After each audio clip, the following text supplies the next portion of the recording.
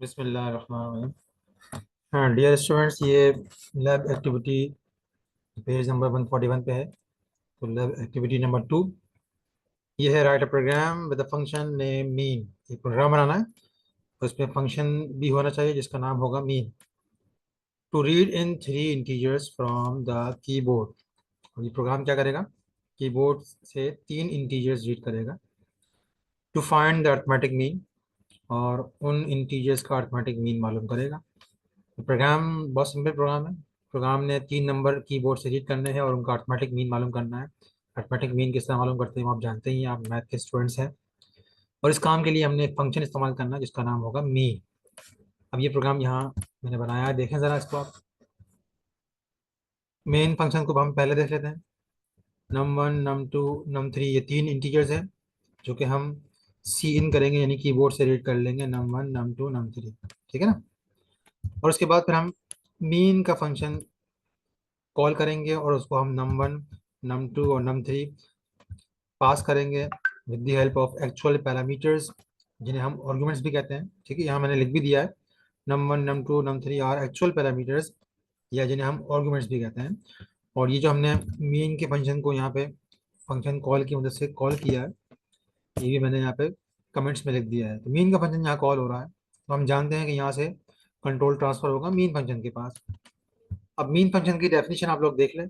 Mean function जब भी call होगा तो उसको 3 पैरामीटर चाहिए होंगे, यहाँ n1 n2 n3, ये 3 इंटीजर टाइप के पैरामीटर इसको चाहिए होंगे। और यहाँ मैंने लिख भी दिया कि n1 n2 और n3 जो है ये फॉर्मल पैरामीटर्स हैं।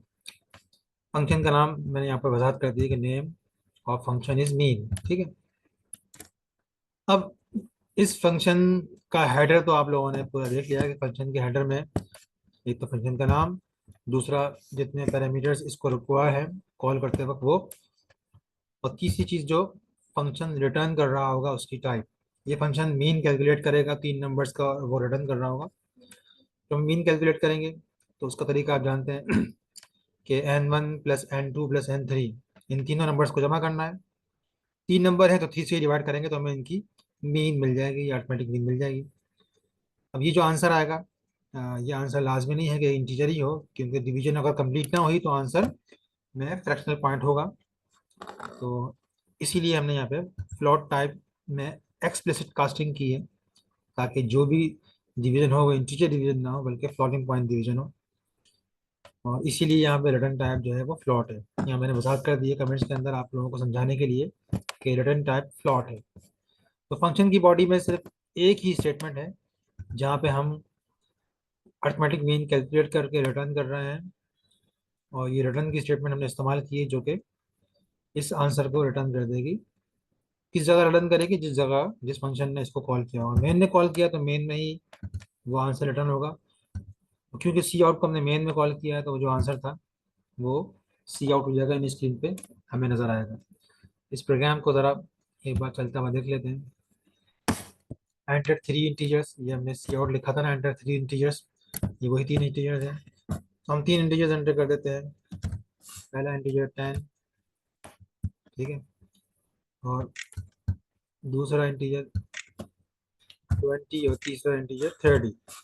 इन 3 इंटीजर्स का जो अर्थमेटिक मीन आएगा वो 20 आएगा। बिल्कुल करेक्ट आंसर दिया है। इसको एक बार मैं आपको डीबग की हेल्प से भी समझा देता हूँ। ठीक है, मैं डीबग स्टार्ट करता हूँ। इसने कहा एंटर 3 इंटीजर्स। ठीक है, हम 3 इंटीजर एंटर कर देते हैं।